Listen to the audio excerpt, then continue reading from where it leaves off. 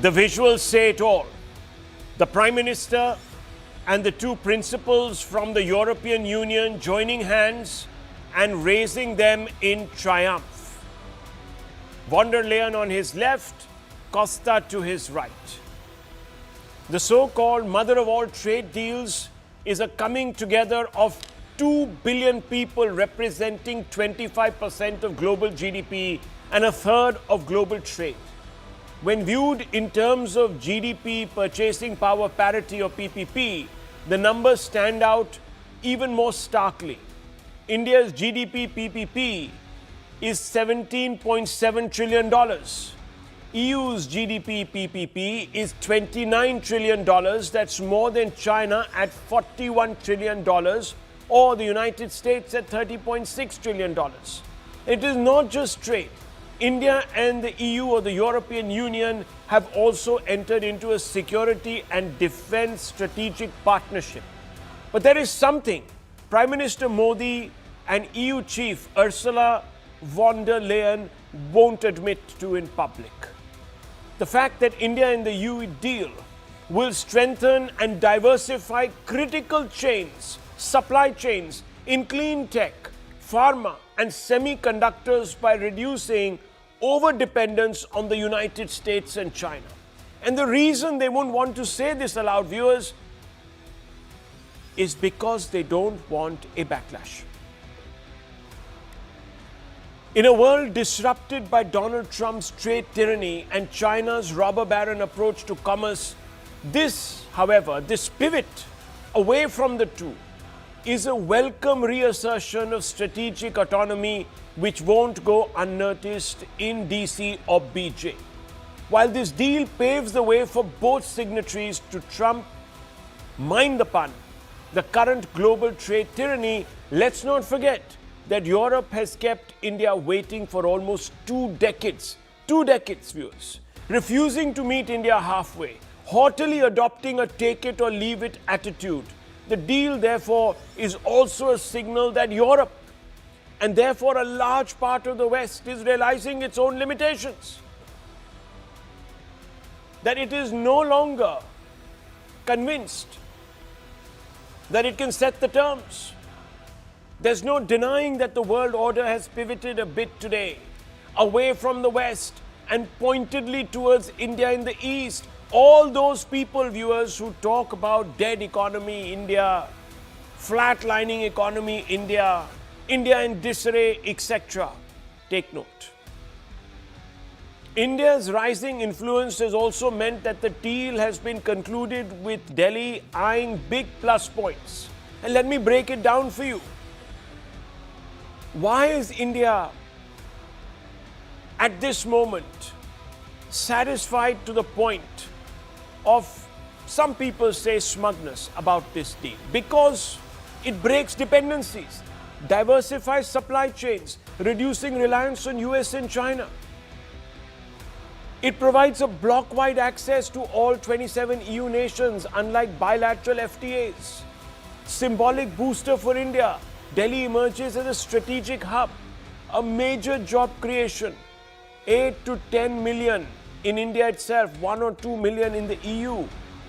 And India's 9th FTA in 4 years, reflecting aggressive trade diplomacy and, of course, the acceptance of this nation. Access, viewers, to EU markets, boost exports, investment and tech inflows, gateway to deeper cooperation in technology, climate and defense. Viewers, getting into details, and India will be happy with the fact that on several of its sectoral exports, the EU has decided to waive duties. It's a massive win. No duty on 90.7% of India's exports. Zero duty over 3 to 5 years for 2.9% of exports. Preferential access to 6% of exports. On the other hand, Europe also comes away feeling vindicated by going ahead with this. No duty on 49.6% of tariff lines immediately. No duty on 39.5% of tariff lines over 3 to 5 years. 3% products under phase reductions. All this means that specific labor-intensive sectors in India hit by US tariffs can expect to gain access to EU consumers and therefore make up for the ill fortune that hit them. And I'm talking about, viewers, the apparel and textile sector. Earlier 12%, now 0% duties. Leather and footwear, earlier 17%, now 0%.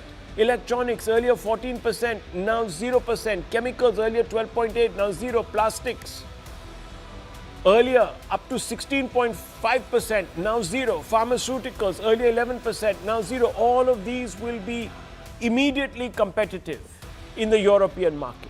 For Indian consumers, there are also some big wins. Luxury gets cheaper. And all those facts are up on your screens. Luxury gets cheaper.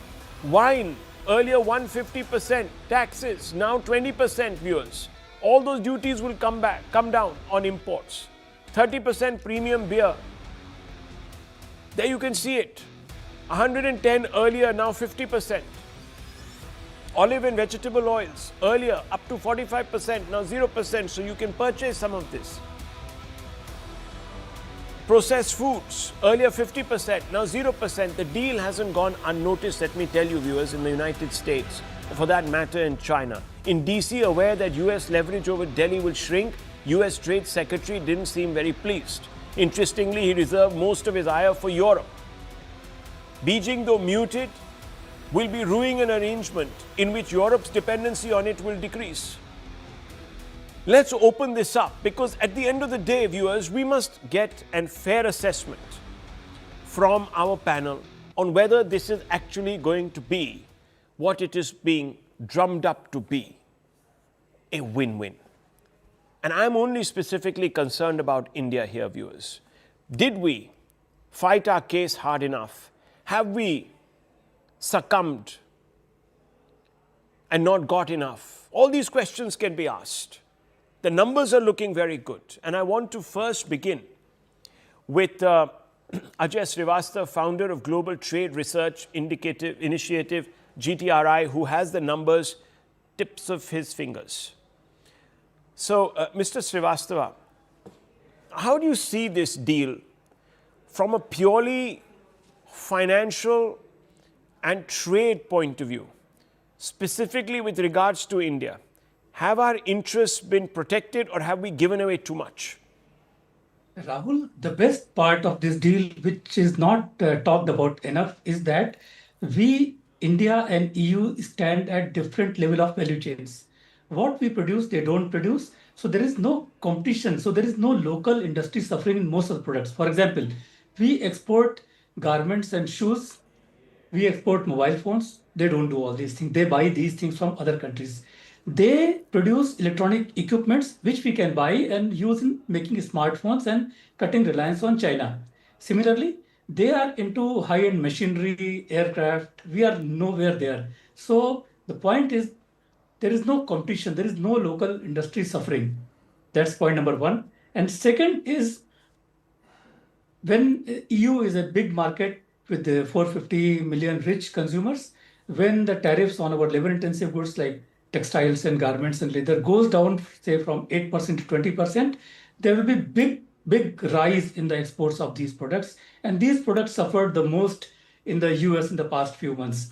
And currently, our exports were not up to the mark in these product groups because they were getting disadvantaged by the zero tariff access to Vietnam or Bangladesh. Now, with the zero tariff access to EU market, we'll be at par with them, and our exports is bound to rise. But of course, only after the agreement is implemented. That may take more than 1 year. But let me ask you specifically, what happens to the Indian car sector? You've seen some of those duty reductions. Their cars will be available in India. Many people have said that our automobile sector has been too protected. Does this expose it very quickly? And have they been caught off guard? Will they be able to sort of compete when these cars come crowding in? I know India is a price-sensitive market, but explain to me. Have we diluted our own protectionist stance?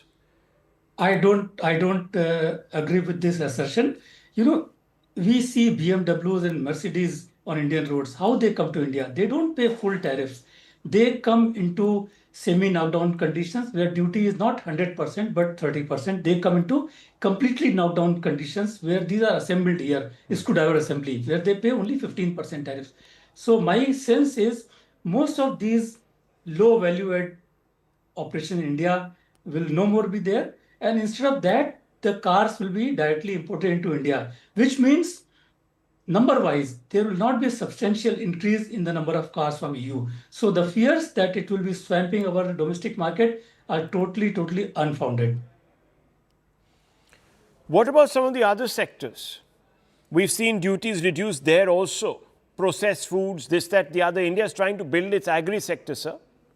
So we are competitive in processed food sector. EU provides very high-end, luxurious processed foods like chocolates or biscuits or whatever we say. They are high-end materials. They have a different segment, which is 5 to 10% of Indian consumption. I don't think they are going to compete with Indian mass products. And in fact, they'll be providing a little competition to our high-end products, and that will help us in improving the quality. I see it as a positive development. The Also, problem, yeah. yeah, Go ahead, go the ahead. problem Yeah. is if we have opened, like US was asking to open grain sector, we have not opened, we will not open because livelihood of 700 million people depends on that. So with EU, no such openings.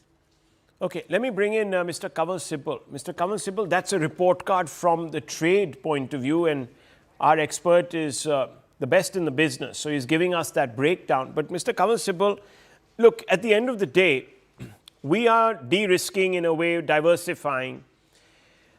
Has this deal allowed Delhi to increase its leverage upon DC? I saw the remarks in the morning of Mr. Besant. He's not very happy. You've seen his sort of sarcastic tweet against Europe.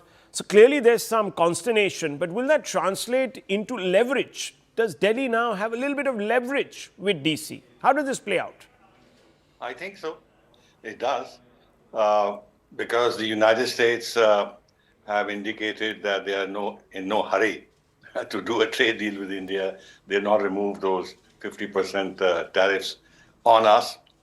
In fact, Besant has been chiding Europe that it did not follow its policy of punishing India with tariffs because we were buying Russian oil. And instead, they wanted a trade deal with India, and therefore, they have been soft on India. This is what he's trying to say. Clearly, therefore, they're not happy that Europe has, in a sense, gone behind the back of the United States and done Cavalier Searle in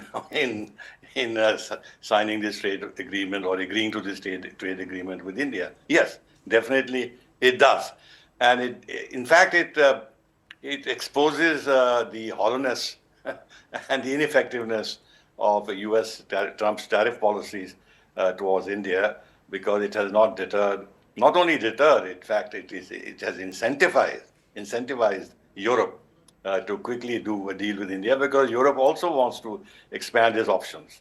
They are not smarting under the kind of sanctions, under the kind of pressures that they have received from the United States, very open pressures. Trump, as you know, have been inveighing against the EU as such. He wants the EU to be broken up, and he wants to impose so much economic pressure in various ways on Europe, so as to, in a sense, retard Europe's economic progress and put Europe on a difficult footing with regard to. So let me ask you, Mr. Sibal, has Prime Minister Modi, in a sense, and I'm now using this as a pun, trumped trade tyranny? Have we got out of the cul-de-sac that we found ourselves in? I won't put it that way, because we still should have interest in finalizing a trade deal with the United States.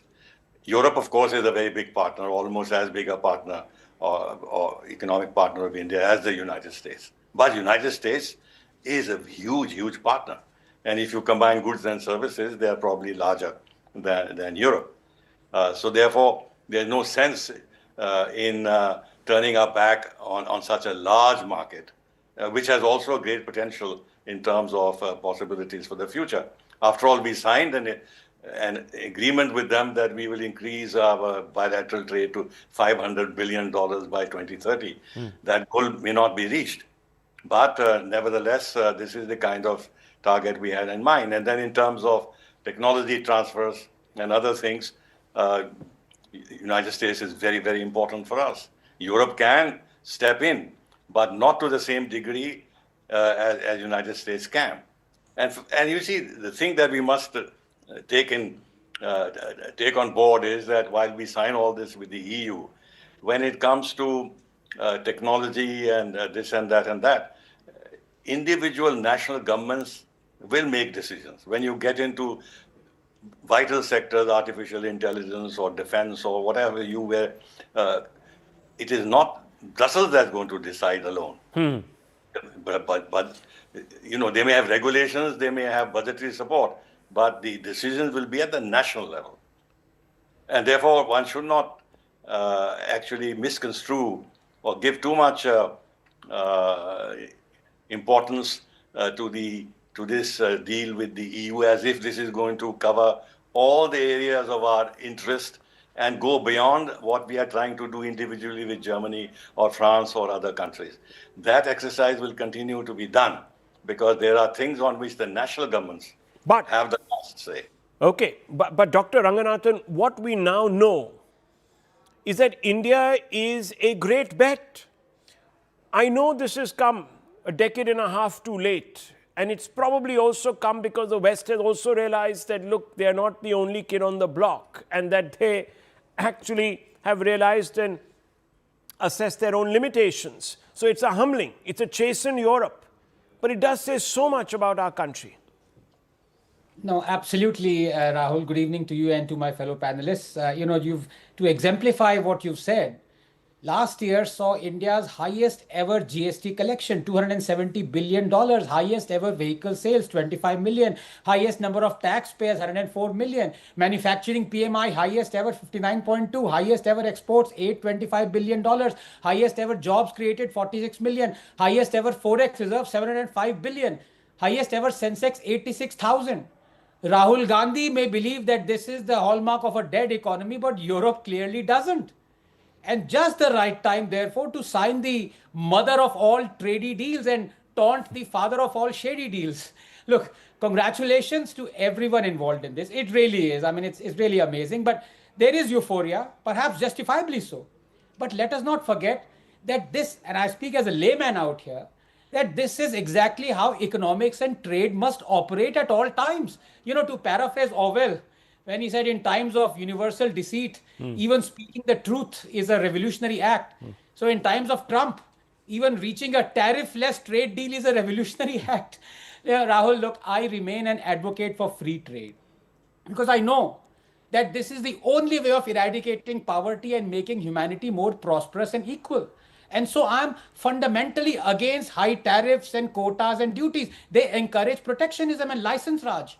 They help in the short run because through protectionism and high tariffs, you create more jobs, more domestic growth and setting up of factories and lower imports. But in the long run, protectionism and high tariffs result in what they've always resulted in, a socialist trap that ultimately destroys a country's economy through less choice for consumers, outdated technology, increasing friction with countries and higher prices because of lack of competition and rule of monopoly. Remember Ambassador cars and Campa Cola? Do we want to return there? Protectionism is against Darwinian evolution, whose overarching fundamental is spirit of competition enabling survival of the fittest. That said, in taking to the spirit of competition in free trade, one cannot allow unfair trade practices and dumping of goods by dictatorships. So I think Modi did great when he did to pull out of RCEP. Effectively, that was a free trade agreement with China, a known currency manipulator that props up its companies underhand, indulging in unfair trade practices. On the other hand, Modi has done great to enter into an FTA with the UK, a democracy, and now with EU. The ultimate goal, Rahul, is a level and free playing field that encourages competition, respects and rewards intellectual property, and gives consumer a choice at reasonable cost. Just 30 seconds.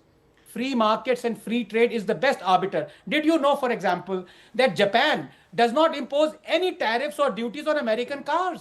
Because Japanese don't want to buy American cars as they are not as good as non-American cars. In fact, it is America that imposes tariffs on Japanese car makers, and yet Japanese car makers have roughly the same market share as American car makers in America. Protectionism is bad. Darwin said so, and Darwin is always right. So how does this, Mr. Ajay Srivastava, also sit with India's own push towards Atmanirbharta? There are going to be other trade deals, and Dr. Ranganathan, of course, says that protectionism is the problem. It's not the solution.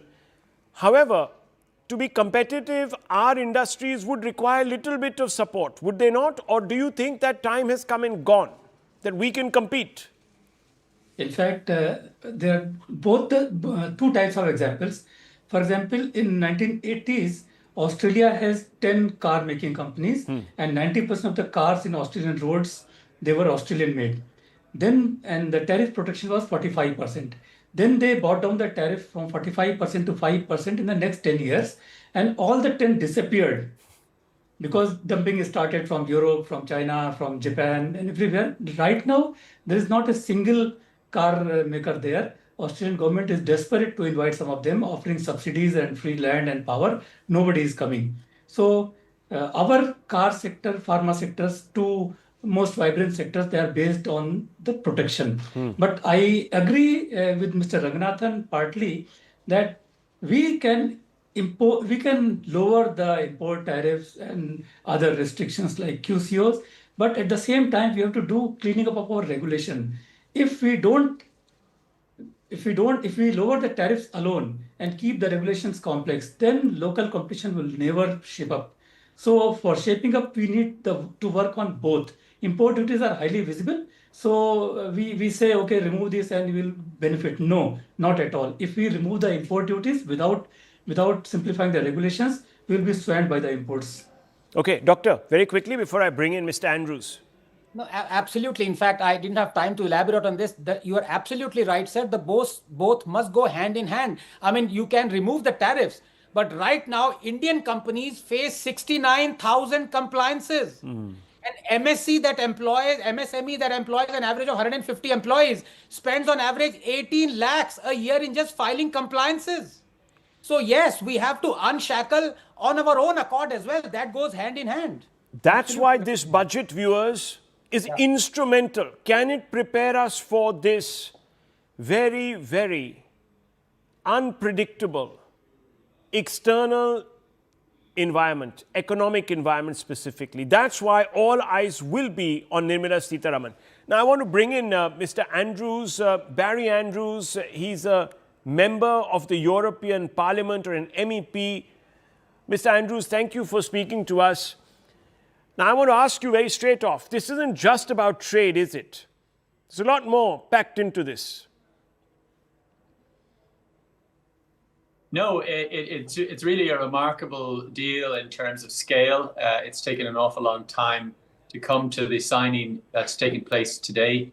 And it does go beyond trade to try to encourage investment, especially from Europe into India. It's very much about integrating Indian manufacturing into global supply chains.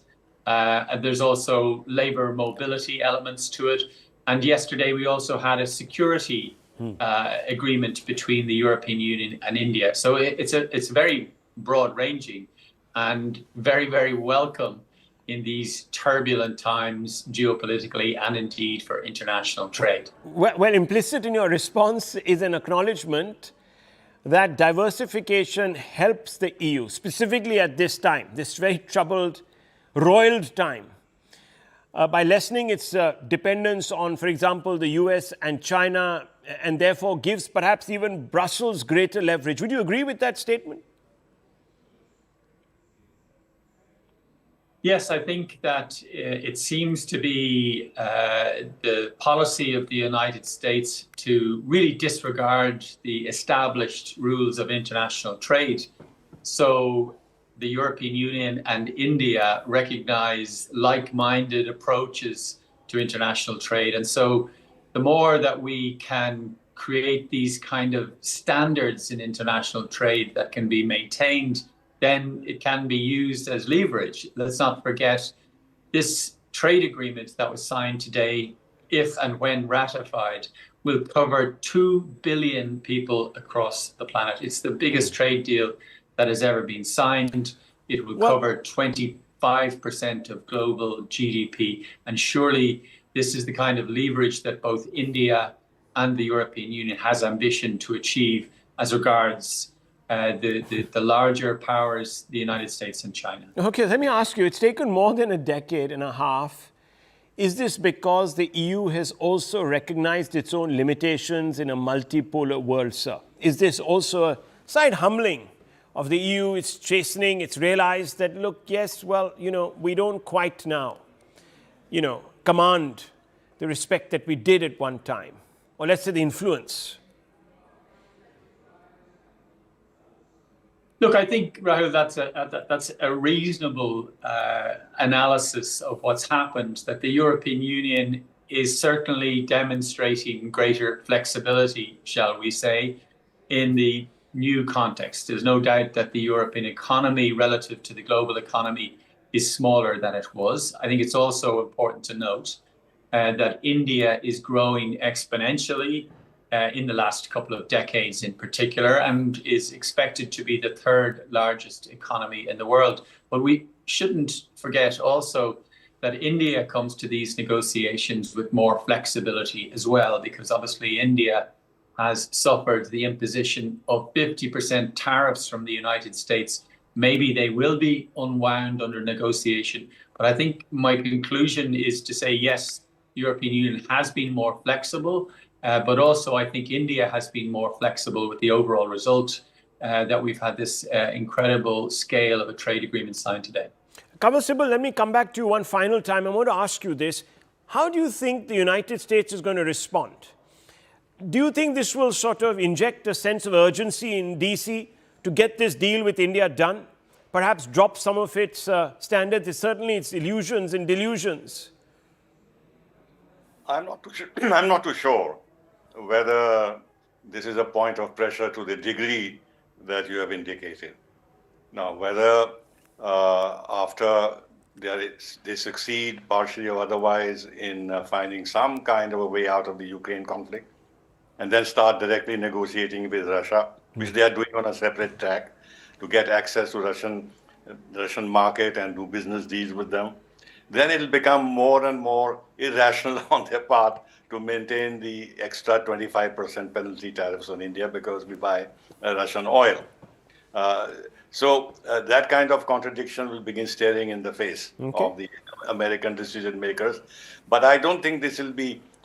This is going to be linked to the fact that we have signed or we have agreed on a trade deal with the US. Well, I can tell you, viewers, I can certainly tell you that the US is jumpy. Now, whether that translates into scorn, further derision, or it will sort of inject a sense of urgency, we don't know. Nothing can be said about Donald Trump. I just want to move on. I'm sorry, I'm just going to move on because there are other stories.